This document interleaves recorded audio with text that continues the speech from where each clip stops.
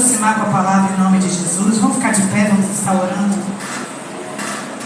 Senhor nosso Deus, aqui está o teu filho, Senhor, que nessa noite vai trazer a palavra e através da tua palavra, Senhor, o ensino da tua palavra. Senhor, eu sei que o teu filho já tem algo no coração, como ele mesmo já tem falado. Senhor Deus, usa teu filho com autoridade, poder do alto céu sobre nossas vidas. E também te peço, Senhor, aguça os nossos ouvidos para atentar para a tua palavra. Senhor, tira os comichões de nossos ouvidos. Tira, Senhor Deus, toda a nossa inquietação de ficar de um lado para o outro. Porque agora é a palavra que nos traz cura, transforma, liberta. Senhor, é o que eu te peço e te agradeço em nome de Jesus. Amém. Amém. Amém. Graças a Deus. Louvado seja o nome do Senhor. Glórias ao nome do Senhor. Olha, eu perdi um tempo imenso para achar meu óculos. Mas como é que o cara que não enxerga alguém procura o óculos? Ele não vai achar o óculos, não está enxergando. E não achei, nossa. Aí eu vi um óculos de leitura. Mas dá para ler.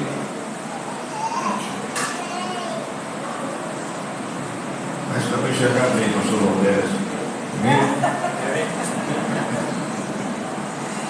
Irmãos, felizes, alegres, quarta-feira é um dia de culto e é uma alegria muito grande estarmos cultuando o nome do Senhor Jesus. Eu fico pensando, pessoas que não conseguem criar uma rotina de estar na casa de Deus. É claro que cada uma pessoa sabe da sua necessidade, evidentemente, cada um tem as suas questões, as suas deficiências, seja qual for, se é que esse seja o termo usado. Mas, irmãos, é tão bom saber que no meio da semana eu tenho um momento que eu vou poder sentar, me alimentar, ouvir a palavra de Deus, louvar. E o mais importante que as pessoas não entendem, esse ato de nos reunir é algo bíblico, que o nome disso é comunhão. E o crente se fortalece na comunhão. O crente se fortalece vindo à casa de Deus. Ninguém fica forte em casa. Pastor, eu estou em casa, a gente está se reunindo, a nossa família, filho, esposo, esposa, a gente não deixa de ler a Bíblia, meu irmão. Isso não substitui o que se faz aqui. Isso não substitui o que faz aqui. Você pode viver uma vida toda fazendo isso, para você ver lá na frente a consequência de não caminhar com Jesus na casa dele, junto com os seus. Então, eu não aceito, não admito esse negócio de desigrejarmos. Eu não preciso estar na igreja para ter Jesus. Ué, e você precisa não estar? Né? Muito simples, por analogia, uma coisa anula a outra. Bem, fechando a segunda parte da nossa palavra sobre distrações, alguém falou, poderia fazer uma série de mensagens. Sim, poderíamos. Creio que essas duas, por enquanto, atende aquilo que a gente acha cabe para o horário, para o tempo, para o culto. E quem sabe Deus nos dê mais coisas nesse sentido. Então, segunda parte de distrações, aquilo que nos afasta do propósito de Deus. Eu já quero começar abrindo com você a Bíblia. 1 Coríntios 10, 31. Lembrando que a sua Bíblia deve estar aberta para que você possa acompanhar posteriormente outros textos. Pastor Hernandes Dias Lopes, ele fala que ele conhece uma igreja, se é uma igreja bíblica, uma igreja que lê a palavra, uma igreja que ora, quando ele vai ministrar, e ele, primeiro, o tempo que ele recebe para pregar. Se ele receber 10 minutinhos para pregar, ele já tem a percepção que o negócio dele não é muito. E o segundo é o quê? Ele olha quando as pessoas fecham a Bíblia, assim que a palavra é ministrada. Por que fecha? Porque não lerão, não vão acompanhar, não vão seguir. E a Bíblia tem que ser lida, acompanhada. Amém? 1 Coríntios 10, 31. Coríntios 10, 31.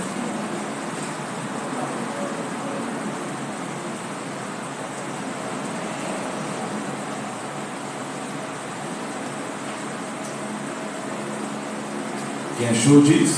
Amém.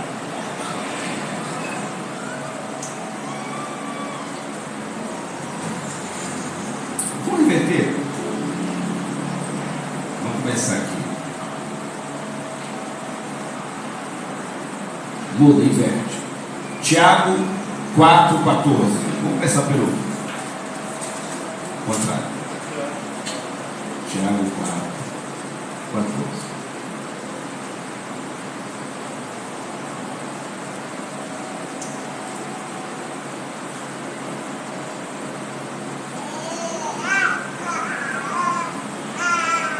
Quem achou disso? Amém.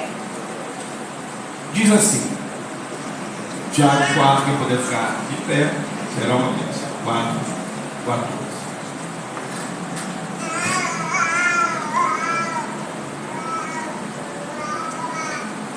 Vós não sabeis o que sucederá amanhã, que é a vossa vida. Sois apenas como neblina que aparece por instante e logo se dissipa.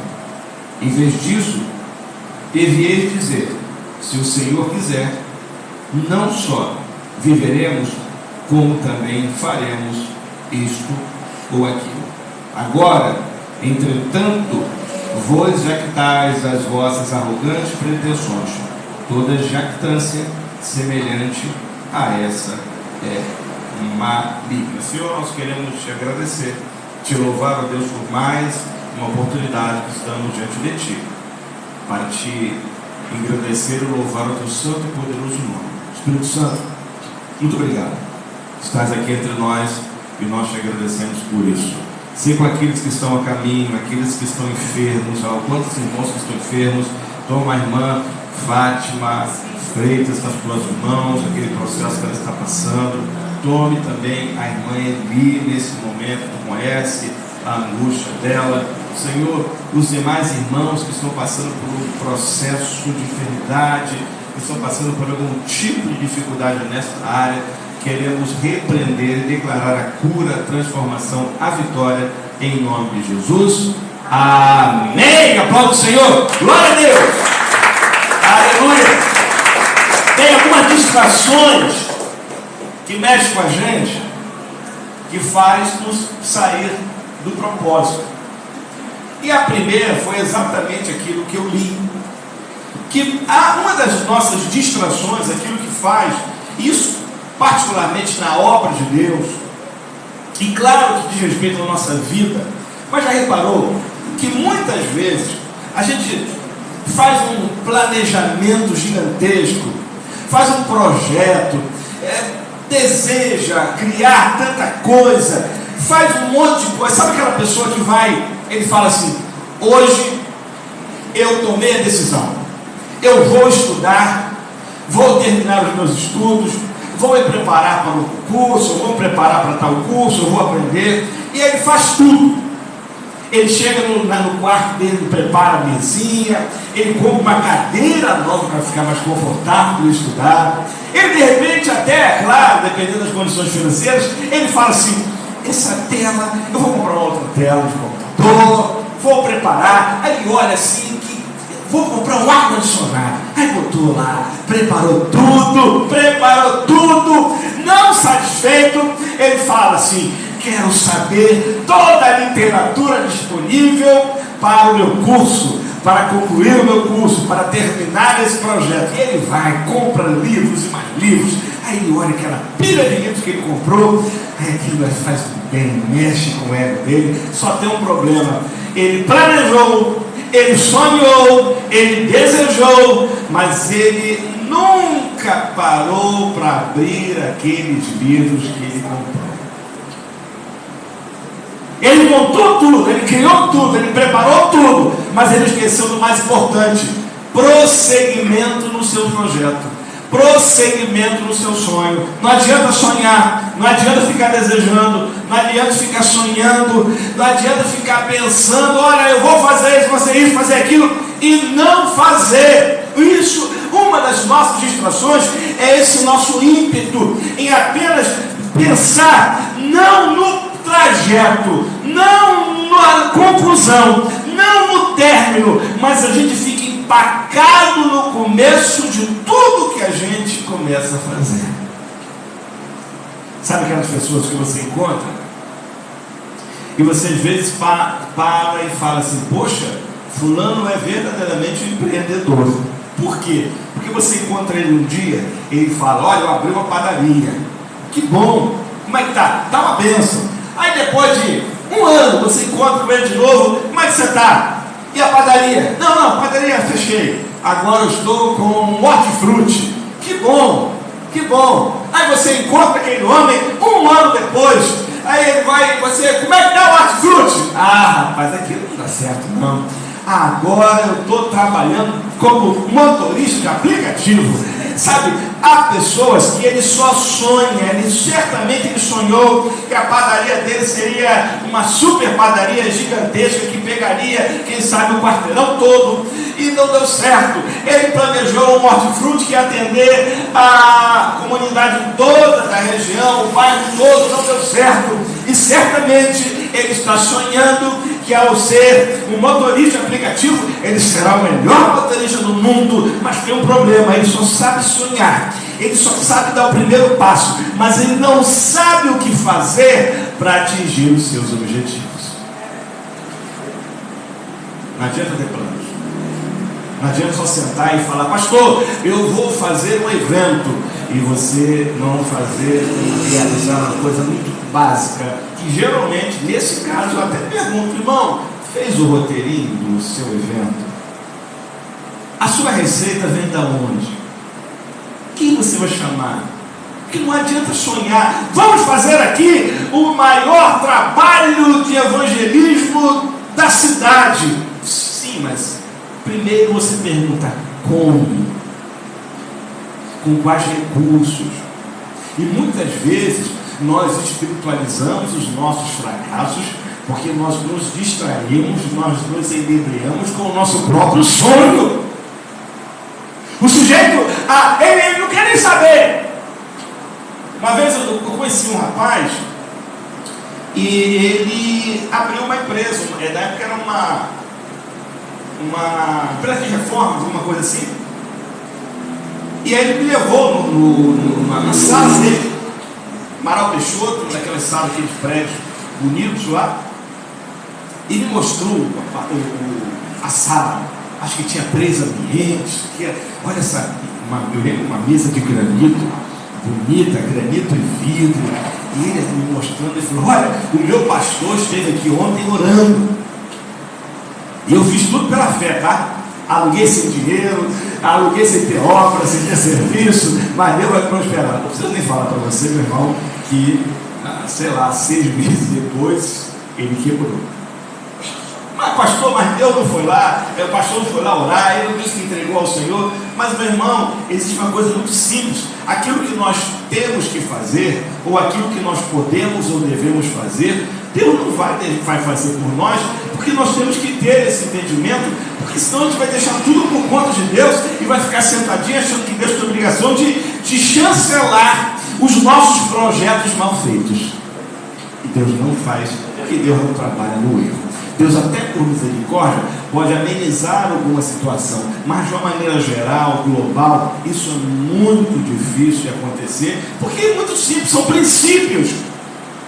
Não é que a pessoa que vive de projeto, que vive de serviço, ele faz tudo sem ter dinheiro, e a pessoa não tinha dinheiro. Uma coisa é você ter um capital por trás, e isso é um dos problemas. Aqui, aí eu anotei o quê?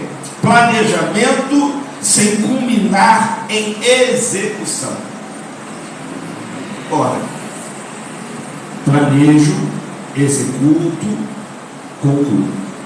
Planejo, executo, concluo. Olha comigo, o Pai planejou a obra da salvação, o Filho executou a obra da salvação e o Espírito Santo hoje faz acontecer a obra da salvação na igreja, convencendo o homem do pecado, da justiça e do juízo. Até Deus trabalhou de maneira, aliás, até não, Ele é o princípio de tudo que é organizado, na verdade, até Deus tem uma lógica de trabalhar. E por que nós não temos?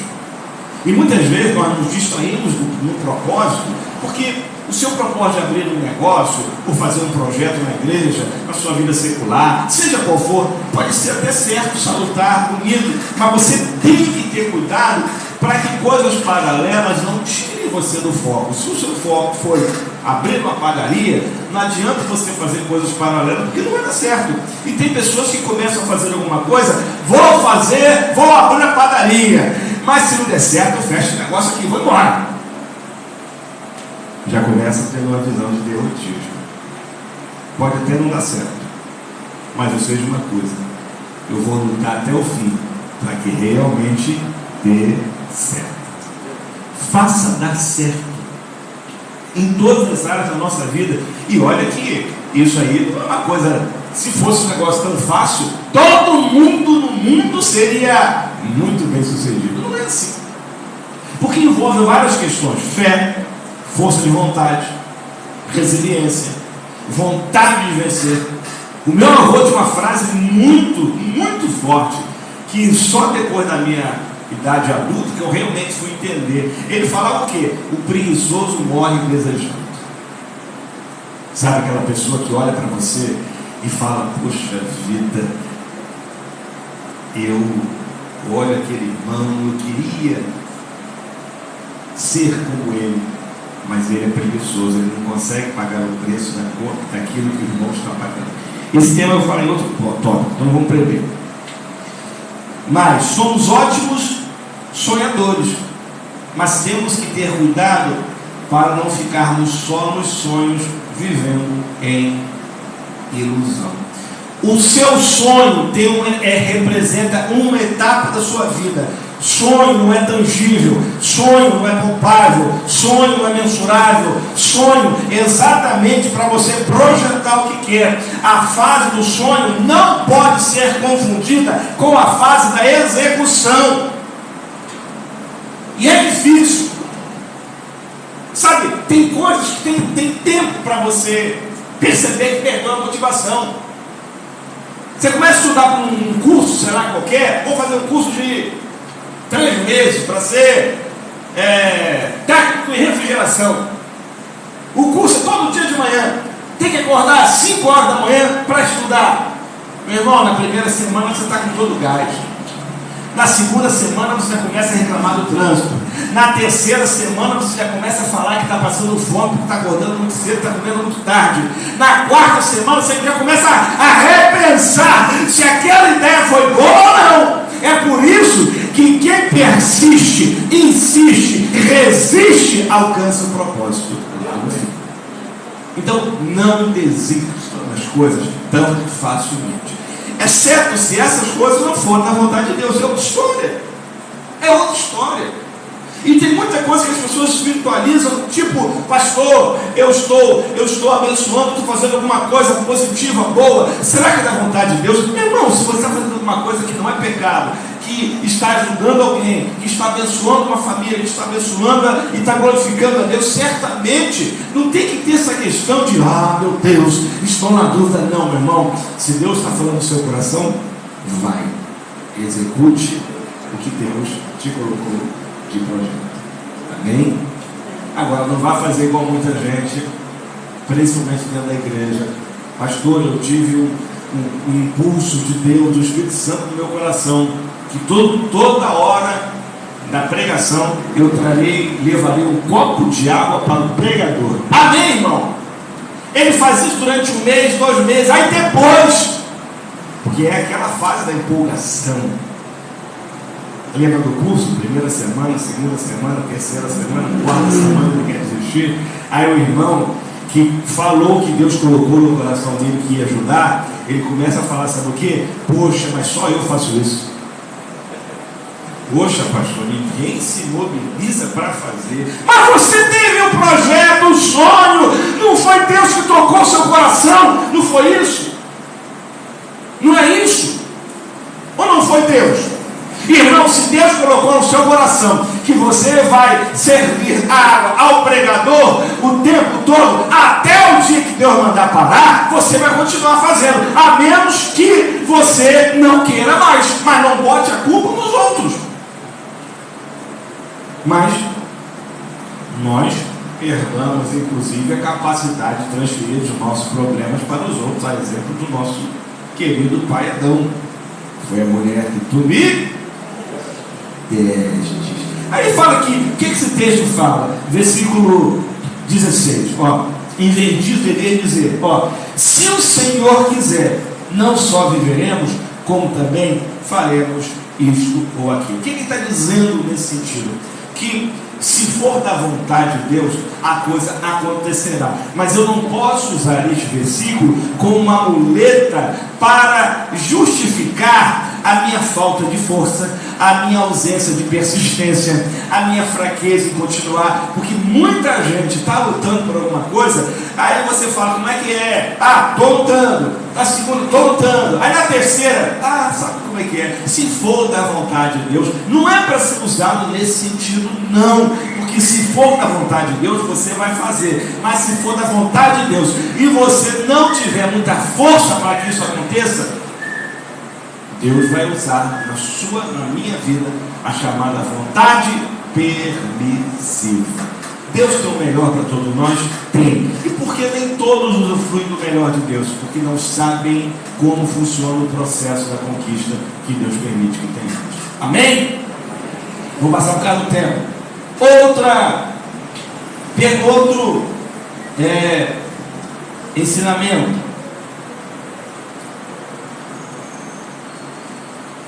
Outra distração. Aproveitar Tiago também, já que estamos no Tiago, vou seguir a sequência. Tiago 4, que você está no versículo 11. Então, não desista e não permita que aquilo que você sonhou fique só no sonho. Não se distraia com coisas paralelas, porque quando isso começar a acontecer, tudo vai ser motivo para você se distrair. É o trânsito, é o tempo, é a fome, é o dinheiro. Sabe aquela coisa? Linha reta. Quero nem saber o que está do meu lado, eu vou em frente. Não quero saber o que falam, o que jogam, o que dizem, o que amaldiçoam. Meu alvo é Cristo, é ali, eu vou reto. Eu não quero saber. O meu propósito é um só. Então o que vai acontecer no meio do caminho não importa, mas eu vou vencer. Quem achou Tiago 4, 11? Amém? E aí tem a outra parte. Tem aquela turma que tenta executar, mas pelo menos o sujeito está tentando executar. Mas tem aquela outra turma, tem aquele outro tipo de distração, que aí é uma coisa interessante, que é tanto para quem é movida por esse tipo de ação, como aqueles que acabam se distraindo com isso. Qual seja? Irmãos, Tiago 4, 11. Irmãos, não faleis mal um dos outros. Eu acho que tem algum equívoco, porque isso aqui não deveria ter sido falado para a igreja, né, irmão? Porque isso aqui não acontece na igreja, né? Amém? Ou não deveria acontecer?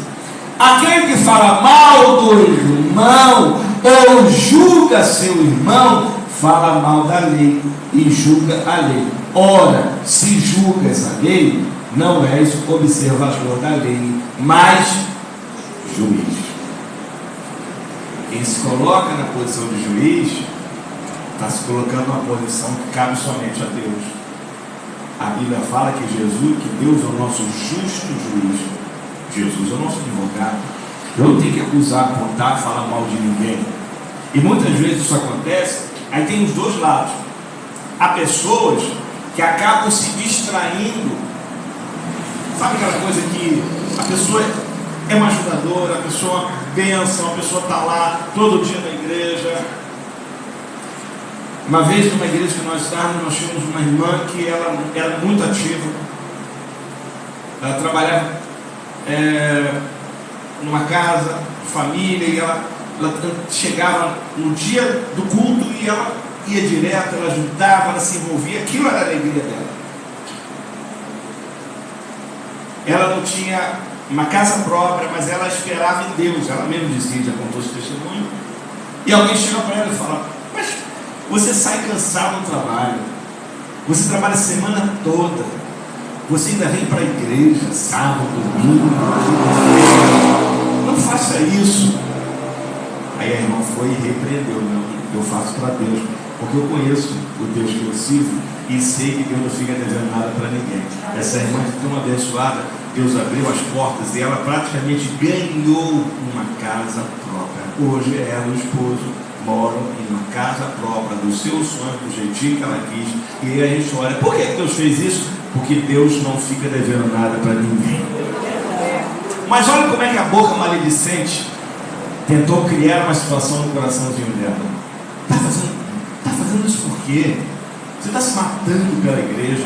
Tem tanta gente que não faz nada, só você faz. E não sei o que, não sei o que lá. Cuidado com essa boca maligna, maldita, que tenta muitas vezes desanimar você, apontar você, despertar do mal. Poxa, irmã fulana, só você traz mantimento. Eu já reparei, a pessoa é tão maliciosa, tão maligna, que ela fica sentada reparando. Eu reparei, olha só, fulano de tal não trouxe mantimento esse mês, ciclano não trouxe esse mantimento esse mês, ciclano está 2 meses sem trazer nada. Irmão, parece brincadeira. Eu não estou dizendo que acontece isso aqui, eu estou falando de modo global, mas eu tenho certeza, não aqui, sem nenhum tipo de brincadeira ou ironia, eu tenho certeza que há pessoas em determinados lugares que certamente monitoram esse tipo de coisa, e a primeira coisa que faz é desanimar quem faz.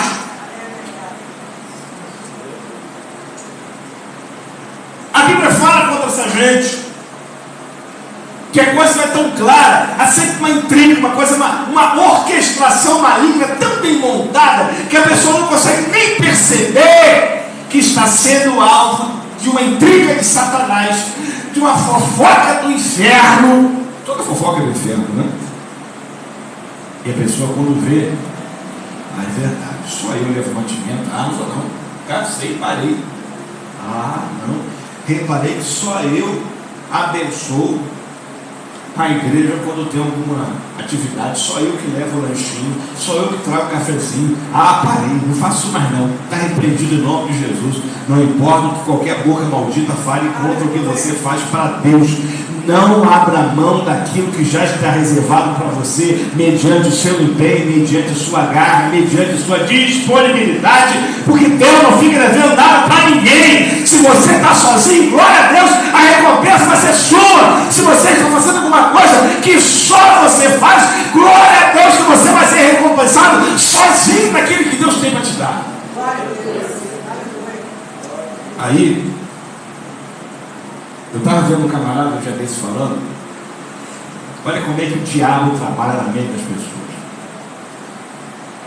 Ele falou: eu parei de abençoar a igreja, de dar dízimo, de ser ofertante, não sei o que. Eu falei: mas por que você fez isso? Porque uma vez eu dei um dízimo, e na semana seguinte o pastor estava de carro novo. Meu irmão, você adivinha? Aí eu fico assim: esse camarada, o que ele pensa? Ele não pensa nas possibilidades do pastor ser uma pessoa que trabalha, que tem o recurso dele, que tem o salário dele, e que seja o salário da igreja, o salário dele faz o que ele quiser. Meu irmão, eu não quero saber o que vou fazer com aquilo que eu entrego para Deus, eu não entrego para homem. O que o homem fizer com o que eu entrego para Deus é com o problema dele com Deus, não comigo. Eu fiz a minha parte. Às vezes eu vejo alguém falando, algumas pessoas falando assim: porque nós damos o dízimo aqui porque nós vemos que os dízimos são empregados aqui na igreja, nós vemos que os pastores todos trabalham. Eu fico pensando: meu Deus, que equívoco eu vim aqui na frente e falar Simplesmente isso. Por quê? Porque eu não dou dízimo, não é por causa de pastor lá, porque eu estou vendo isso, estou vendo aquilo. A minha motivação maior a dar o dízimo e oferta é porque Deus merece o meu melhor. O que o homem vai fazer ou deixa de fazer, isso é problema dele. Eu tenho que quebrar esse pensamento. Já vi gente falar assim: pastor, eu era de uma igreja que não, agora aqui eu sou dizimista. Eu falo: irmão, você estava agindo errado lá, e talvez você esteja motivado de maneira errada aqui também. Aprenda que você não tem que ser dizimista porque você está vendo seu dinheiro empregado, você acha que os pastores são pessoas boas. Você tem que dar o dízimo primeiramente porque você é fiel a Deus. Isso é bíblico. Eu não tenho que olhar a cara de pastor ou cara de igreja para ofertar e dizimar. Eu tenho que entender que é uma ordenança, e se eu não abençoar, eu não serei abençoado. Isso é muito simples. Esse é o princípio do estudo. Por que eu faço? Eu faço não é para ser abençoado.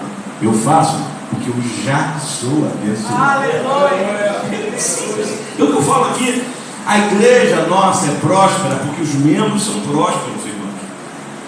Os membros, eu não estou dizendo aqui que ninguém possa passar por uma situação ou outra de adversidade. Ninguém está imune a passar por um processo financeiro, dificuldade financeira, desemprego ou coisas do tipo.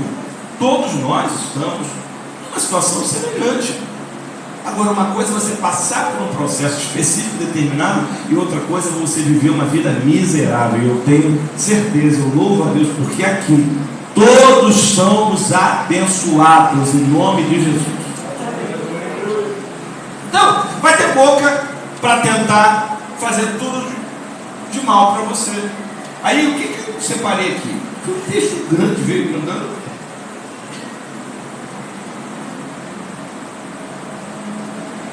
Não se envolva com pessoas maledicentes, julgadoras ou fofoqueiras, com aquelas que cuidam mais da vida e das famílias dos outros do que da sua própria família.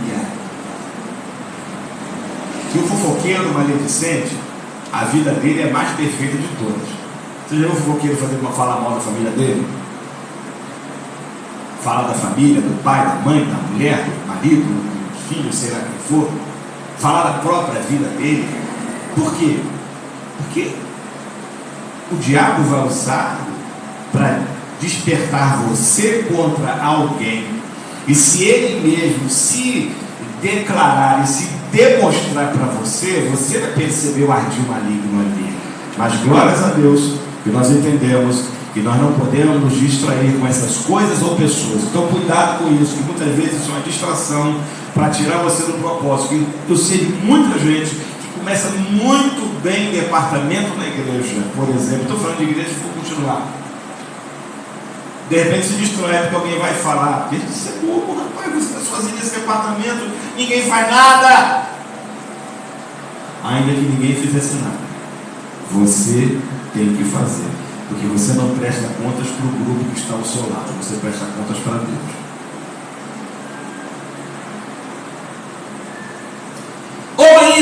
Ou ainda, não seja uma delas, porque se você acaba se unindo à pessoa maledicente, você acaba se tornando também alguém maledicente.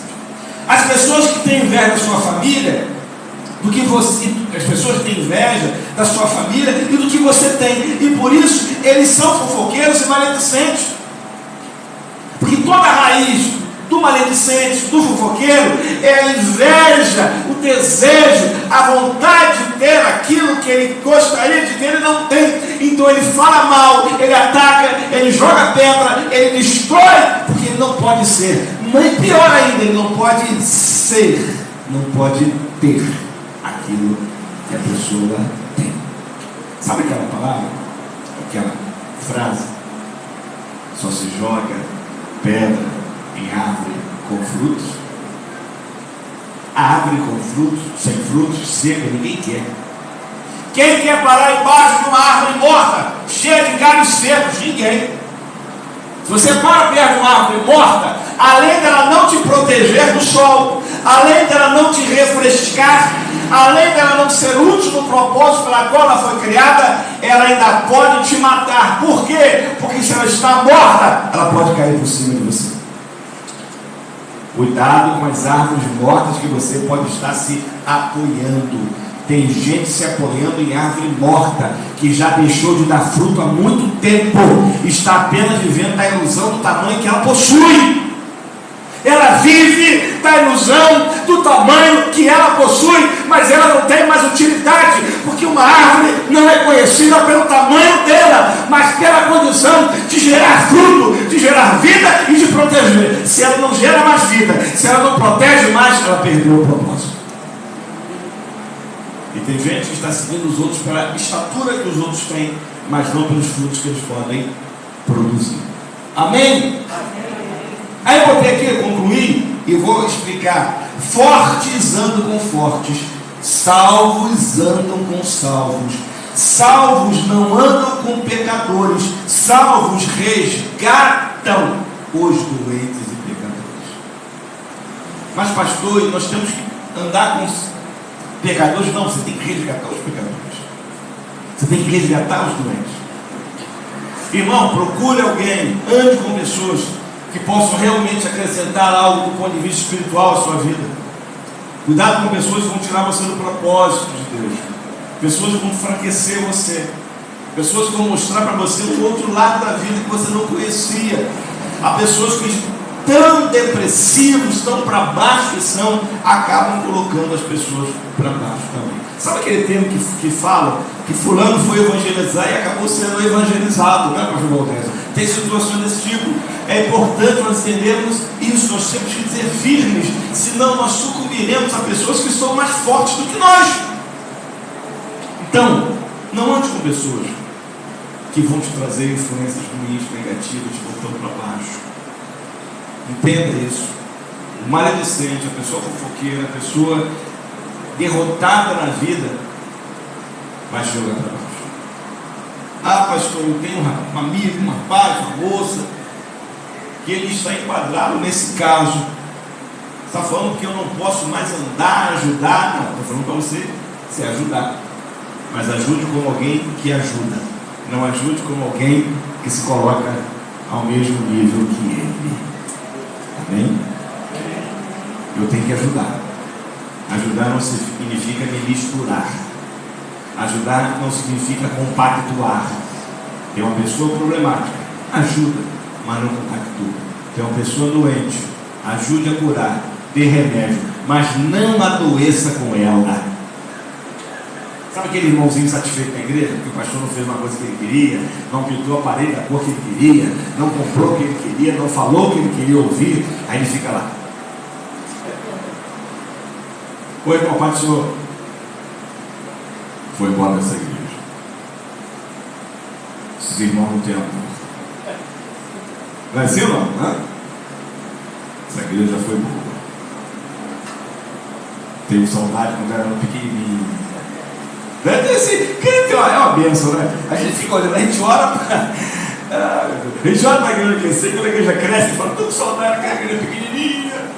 Volta para lá assim, ar-condicionado, com banco de caixote de madeira de feira, vai. Eu, quando era pequeno, as igrejas lá do interior, com os meus avós, quando eu ficava lá, eram com lampião, irmãos. Aquele lampião botijãozinho, pequenininho, acho que é, sei lá, quantos quilos, 5 quilos, não sei. E aquele negocinho, lampião, que aí você acendia e ficava lá queimando e ficava pendurado. Isso quando tinha. Tinha umas que eram mais lamparinas, assim, com querosene. Irmão, você saía cheio de fuligem ali do culto. Você saía ali, que era uma benção. Era suor misturado com querosene. Só faltava riscar o fogo para os irmãos pegarem fogo. Saírem do fogo. Literalmente no fogo. Para de saudade do passado, derrotado, ou simplesmente ficar remoendo alguma coisa que não aconteceu como queria. Sabe? Quantas vezes Deus pode usar uma pessoa que está dizendo não com você para te poupar de um sofrimento maior, mas o nosso rancor, nosso sentimento de revanchismo, nossa falta de perdão, incapaz de entender que Deus pode estar usando aquela pessoa que está falando aquilo que você não quer ouvir, que você não está gostando de ouvir, mas Deus está usando aquela pessoa para impedir que o mal maior aconteça sobre a sua vida. E geralmente as pessoas rebeldes, difíceis, o histórico delas é assim: sobe, desce, repara bem, sobe e desce.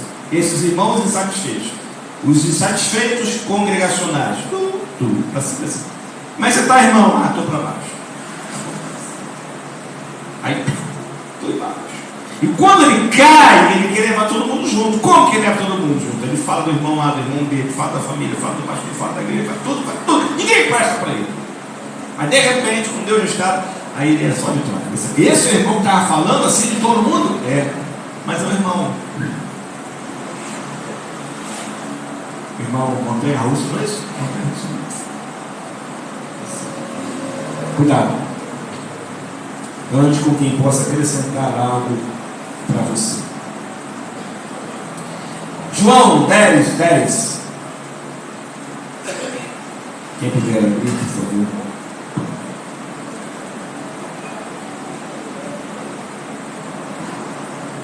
Quem encontrou ali?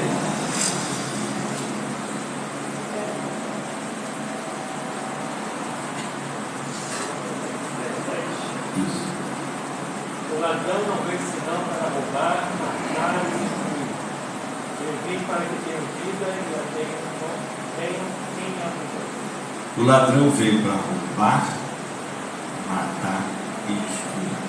Mas a Bíblia fala interessante, fala o seguinte: ele não veio senão para, ou seja, ele veio única e exclusivamente para roubar, matar e destruir, e não mais nada além disso. Roubar, matar e destruir. Tem crente que fala, a Bíblia fala que o diabo veio para roubar, mas não, a Bíblia não usa que o diabo veio. É uma comparação, e a gente entende que é como prefigura ali o inimigo, evidentemente. O ladrão veio para roubar, matar e destruir. Quem não lembra o que aconteceu ontem? Um homem, inclusive condenado, acho que é 16 ou 19 anos, por outro delito, crime, solto, invade um homem, num ônibus, atira nas pessoas, atinge um rapaz recém-concursado na Petrobras. Eu fico pensando, garoto 31, 32 anos, cheio de sonhos. Ele estudava na faculdade de Juiz de Fora, se eu não me engano, ou era concursado também na faculdade. A alegria desse rapaz, passar por um concurso contra a Petrobras, um emprego estável, um emprego que paga, uma empresa que paga muito bem, e de repente, o ladrão que veio para roubar, matar e destruir, tenta roubar sonhos, destruir planos e matar uma vida. Isso é o papel do inimigo. Esse é o papel do inimigo. Então, outra distração: cuidado, não se distraia com as situações, porque alguém pode querer destruir o que você tem, roubar o que é seu, matar os seus projetos e entrar e estar em seu lugar. Cuidado. Pense que o lugar que você está, a família que você tem, a igreja que você congrega, isso tudo é um lugar que um ser banido do céu gostaria de ter e de estar. Satanás não tem família, nós temos. Satanás não pode mais louvar e adorar, nós podemos. Satanás saiu da condição de comunhão, nós estamos e adquirimos a condição de comunhão por causa de Jesus Cristo na cruz do Calvário. Então tudo que nós temos, Ele quer. Ele quer roubar. Porque na verdade Ele queria ter a sua família. Ele queria ter a sua alegria. Ele queria ter a sua comunhão. Mas Ele não tem mais, Ele não pode mais. E é por isso que ele ataca tanto o tempo todo, porque ele quer destruir aqueles que Deus ama tanto, que deu o seu único filho, para que todo aquele que nele crê não pereça, mas tenha vida eterna. Outro aqui, Provérbios 25, 28.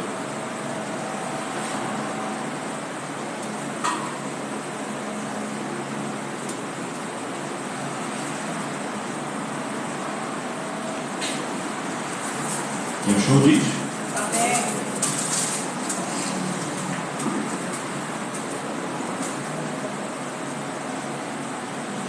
Provérbios 25, 28. Aqui.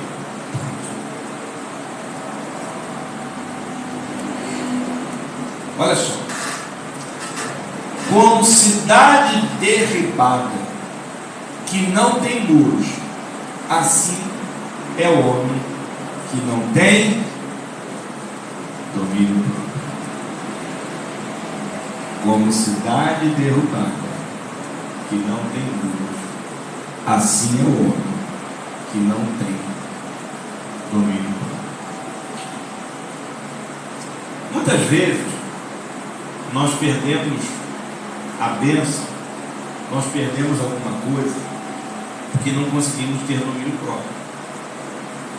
Eu conheço vários amigos que perderam bons empregos, que patrão é um bicho chato. É eterna luta do patrão e empregado. Que o empregado ele sempre acha que merece receber mais do que recebe, e o patrão vai dizer que ele merece mais do que merece, recebe mais do que merece. E não tem jeito. E o patrão cobra. E nem todo mundo gosta de ser cobrado. E não estou nem avaliando que o patrão está certo ou errado, mas é natural isso. E quantos, quando o patrão cobrava alguma coisa, eu não quero mais nada não, tchau, estou indo embora.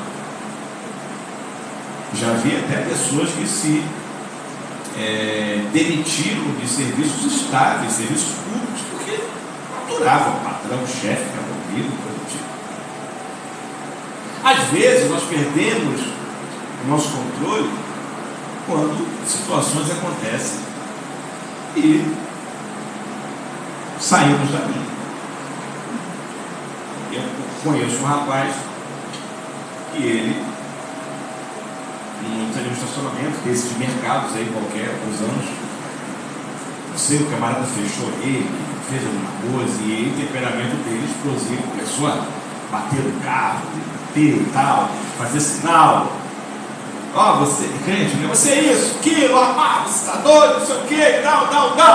Perdeu completamente a linha. Aliás, eu fico pensando como que as pessoas perdem o controle tão fácil no trânsito.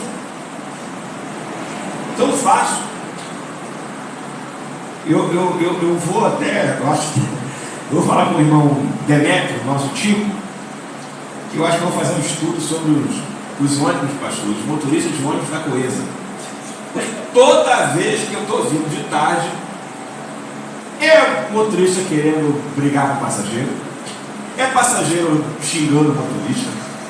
Isso tem umas 2 semanas atrás, era umas 6h30, 7 horas, sei lá. Lá na ilha de Mocambé, o motorista para do 553, 535. Ele para e começa a brigar no telefone. Não fica falando muito comigo não, que eu largo isso aqui e vou embora, hein? Passageiros, mas como é que pode? Vai embora, o motorista vai largar, vai embora. Um homem totalmente desequilibrado. Eu estou falando só uma parte do que aconteceu. E eu comecei a ver umas senhoras começando a suar frio. Meu Deus, esse homem joga esse carro lá embaixo. Se esse homem tem um negócio aqui e se mata com todo mundo. As pessoas começam a... Sabe? As pessoas sem controle. No trânsito, principalmente. E esse rapaz que eu falei, no estacionamento do carro, mexendo com outros, dando sei lá o quê, ele fala que de uma hora para outra o camarada abaixa o vidro, puxa uma arma contra a cara dele. O que você falou? E ele igual um gatinho, né? Miau. Tudo, só voltou. Não, tudo bem. O que você falou aí? Não falei nada, não. Olha só, a adrenalina que estava a 1000, cai para quanto, hein, uma hora dessa? O sujeito está xingando, esbravejando e tal. O que você falou? Nada. As nossas emoções, fora de controle, acabam nos trazendo problemas. Às vezes magoamos pessoas que nós amamos, às vezes somos magoados, às vezes falamos coisas que não queremos falar, só que palavras ditas não voltam mais. E aí, o que eu fiz aqui? Emoções exacerbadas, agindo por impulso, e depois nos arrependemos.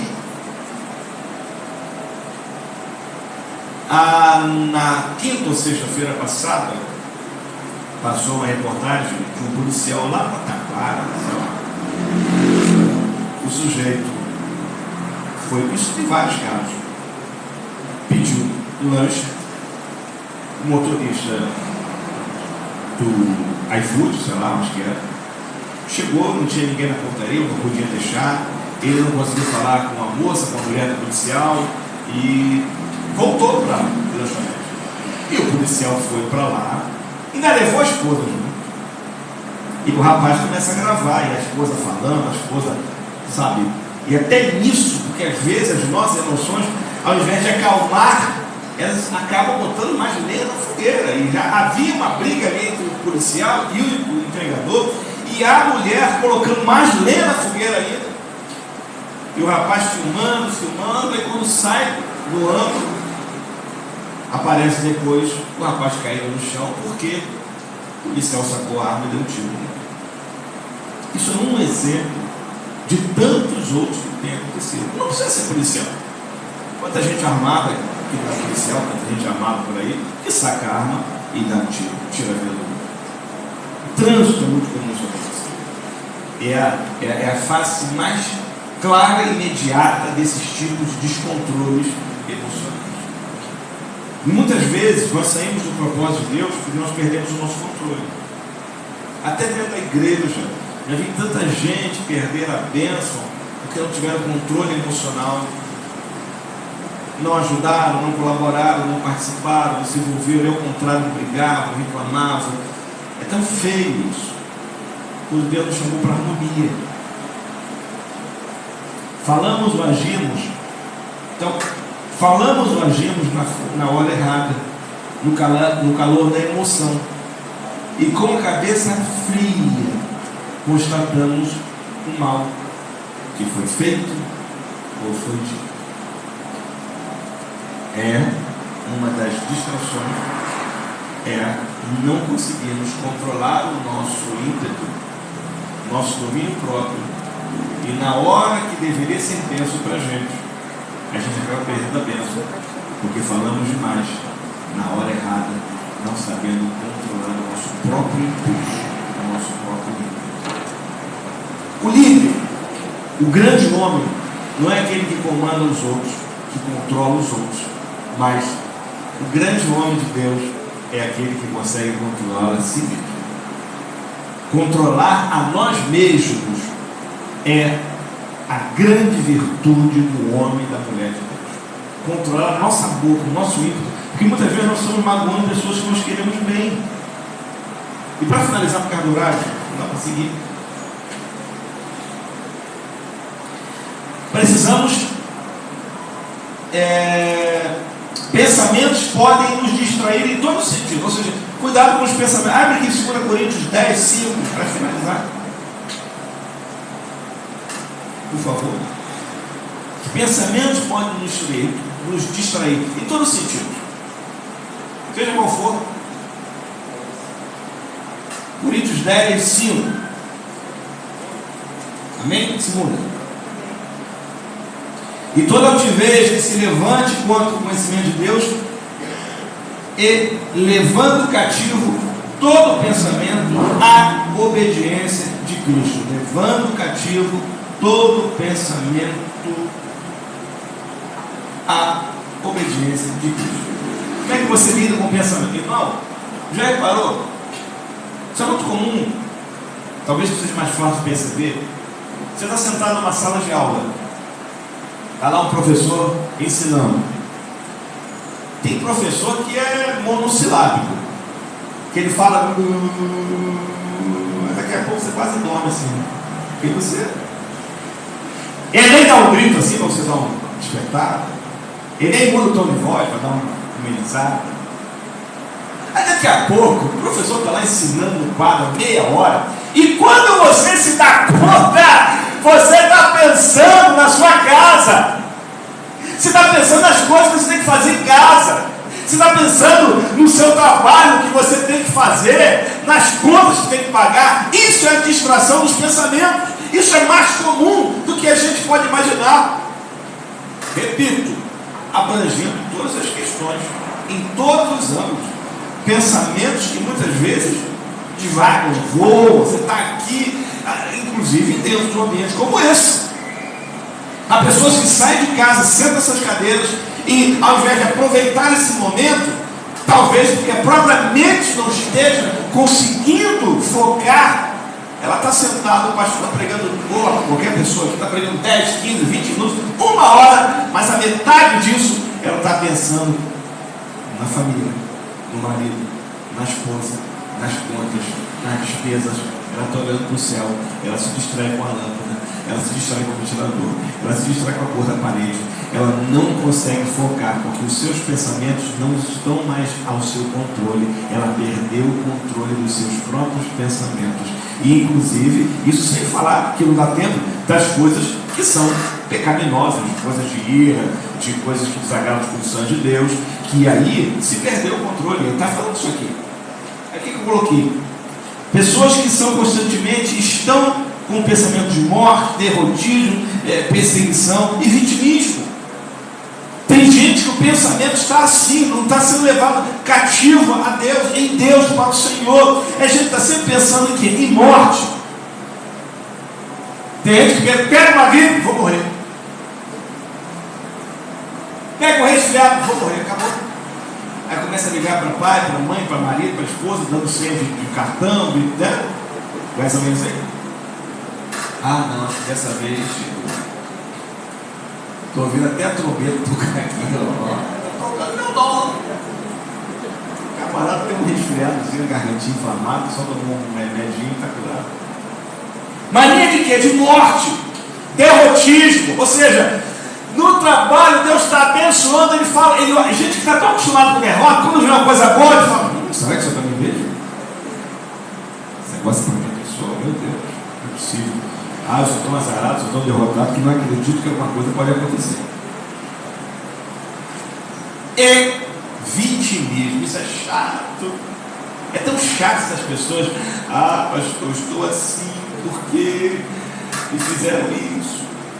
Eu estou assim porque eu nasci dessa forma, porque o governo faz isso, o governo faz aquilo. Porque, meu irmão, não faça igual aquele homem de Betesda, paralítico, que quando estava diante da única pessoa que poderia mudar a sua história, ele reclamou da vida, ele se fez de vítima.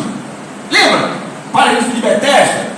Quando Cristo se aproxima dele, o que você quer? Eu quero ser levado lá, porque toda vez que as águas se agitam, ninguém me leva. Como que ele diz assim, a culpa do meu estado, de como eu estou, são das pessoas que não me ajudaram. Se alguém não te ajudou, já passou, já foi embora. Você pode ter certeza, na posição e no lugar que você está, diante do seu Deus, há todo o potencial para a tua história ser mudada. Não se faça de vítima.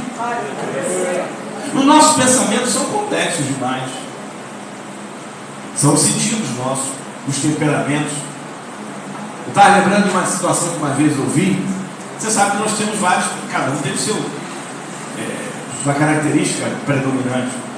Seja fleumático, sanguíneo, colérico, melancólico. Melancólico é aquele camarada que pensa muito, fala pouco, ele fica pensando. Você acha que ele está fazendo nada, ele está pensando em uma coisa. Ele já pensou a vida toda, voltou, já viveu 10 vezes, viveu de novo, voltou no passado, voltou. Ele viveu 10 vidas ali em meia hora com você. encontro com um camarada melancólico, falava pouco, pensava muito, quebrou o carro numa estrada, no interior, numa estrada, não passava carro nenhum, tudo escuro, e faltava aquela coisinha que girava o pneu, né?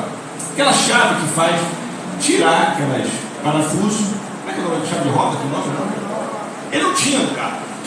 Ele fala, meu Deus, como é que eu vou fazer? Aí começa o melancólico, meu Deus, Jesus, misericórdia, eu mereço. Aí começa, né? Meu pai, bem que eu vim, um dia nem sair de casa. Começa assim, meu camarada viaja. É o pensamento que te distrai. Meu Deus do céu, Jesus, eu já vi que mas eu sou azarado mesmo, misericórdia. Aí ele avista lá no finalzinho, uma estradinha no chão, né, que era no interior, uma casinha com uma luzinha acesa assim. Aí ele pensa que vou lá, de repente eu consiga uma chave para poder resolver o meu problema. Naquele meio caminho, ou naquele caminho ali até aquela casa, o melancólico, pensando muito, começa a pensar. Ele começa a pensar e conjecturar, pensar e conjecturar. Mas será que aquela pessoa que está naquela casa é uma pessoa boa? Será que tem uma pessoa? Será que tem uma família? Meu Deus, e será que eles vão falar quando me ver? Vão pensar que eu sou ladrão? Ou será que eles são ladrão? E isso, e pensa. Mas e se essa pessoa não quiser me ajudar? Mas será que ele é uma boa pessoa? Mas não vai querer me ajudar? Não é possível que ele não vai querer me ajudar. Meu Deus, acho que eu vou voltar. Eu vou continuar. Eu não vou. Essa pessoa deve ser uma pessoa esquisita, estranha, não sei. E aí conta que quando ele vai, bate na porta, a pessoa abre a porta, ele de tanto pensar, ele fala assim, eu não quero nada de você. Pode ficar com sua chave. Muito obrigado, tchau. São pessoas que criam narrativas na própria mente. É gente que é capaz de imaginar algo em você que nem você sabe que você é. É gente que olha para você e vê você quieto e acha que a sua tranquilidade, o seu jeito quieto é uma forma de arrogância. E ao contrário, muitas pessoas quietas, tímidas, são tidas como arrogantes exatamente porque elas não conseguem ser tão esfuziantes como outros, coléricos ou sanguíneos. Já falei que a dona Patrícia, no consultório médico, conhece todo mundo em 5 minutos.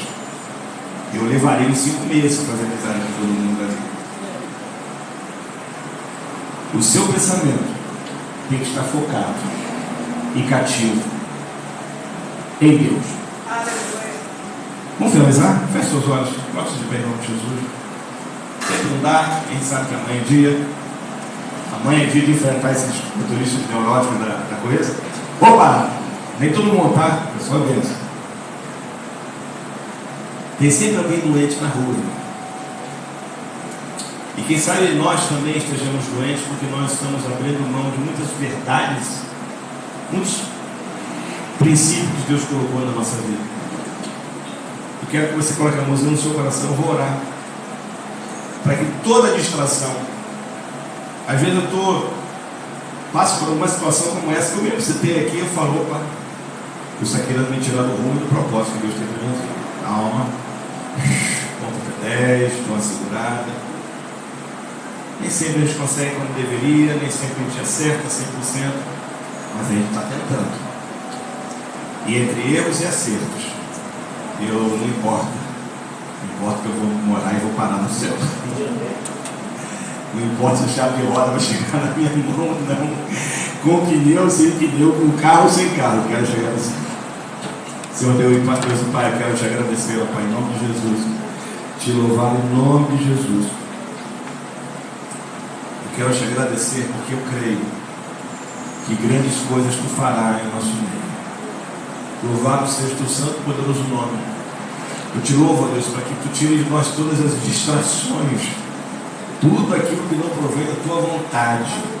Tira toda maledicência, tira toda fraqueza, tira toda dúvida, toda ausência de percepção do que é certo e do que é errado.